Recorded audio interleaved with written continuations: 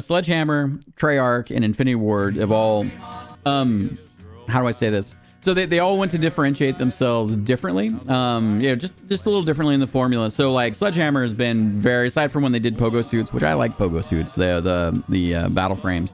So when they did their version, they pretty much skew more towards guns and like gun abilities and things like that. Like Infinity Ward they tweaked. I mean, first of all, pioneers for for regular Modern Warfare, not the current one, but also Modern Warfare 2. So lots of creativity being brought into the space. Some of the best creativity to move a first-person shooter forward in a long time. But they're no longer that anymore. They're different, right? So this Modern Warfare, this Call of Duty basically takes a lot more from Battlefield, right? So I think, look, having Ground War set up the way it is now, having bigger maps, having kill streaks integrated into that, I think that's all great. I thought they did a great job with that, because when they did the last 2 Call of Duties ago, when they went back to World War II, they did this cool, like, storming the beaches of Normandy thing where you had these points, and it was really good, but they cut out all the kill streaks. So the stuff that I really enjoy about like this really high peaks and lows for winning is pretty great. So there's a good amount of customization, which is good. There's a little bit of innovation, and it was fun to at least see that they brought back things like with the tactical abilities and equipment. Like they brought back the tac insert. I was a huge tac insert person for a very long time, so it's cool to see some of that stuff come back in a way that makes sense. I think the kill times, it's a love-hate. I've always enjoyed playing hardcore in Call of Duty as well, but the thing with hardcore is that when every single bullet is basically a one-shot kill, basically. I mean, there's a few exceptions, but we'll just call it that. Then the game slows down. It basically becomes a flinch fest.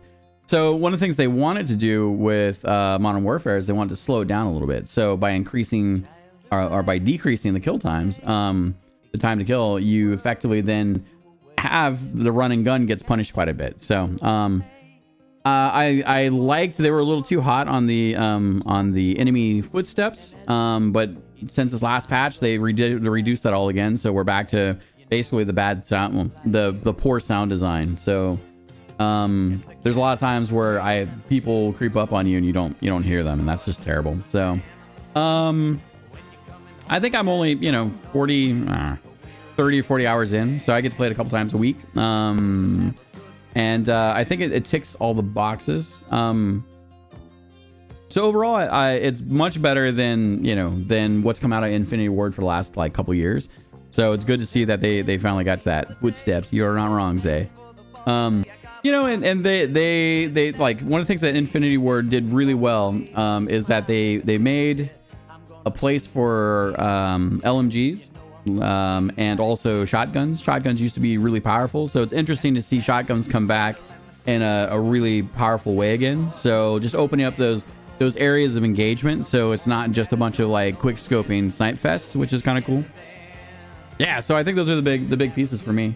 So I mean, also look, there's a couple other things that are a bit funky and broken, right? So I mean, the fact that I can't put together large groups, like my crew of Call of Duty dudes, I don't have the best killers by any measure, but we generally have gotten together 9 people without a problem. Like, so we go into like ground war games, and we have like full control over a ground war game, which is amazing. Like getting to that space, like we get the the lanes kind of locked down. We have good communication, and the rule in our clan is, after we've learned everything for the most part, is if you die, just call it, hey, died, there's someone in the backfield, there's someone at grandma's house, there's someone up the ledge. So then someone else can take care of that person and then call back that they've taken care of it. That's the main bit.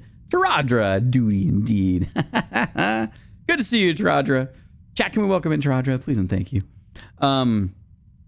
But the thing is there's no ground war with over 6. And I can say, okay, not you don't need to have 18-person squads, but you could have had them divide up in sub squads, right? Like they could have done that. So, and because of that, I realized that I'm kind of the way that I've been able to collect people to play Call of Duty, to get together and have fun together, and to kind of have a group of people that play like this, that the fact that they haven't given back the ability to have 9-person parties, or like with PSN now, like you can have 18-person parties, I think, or something like that.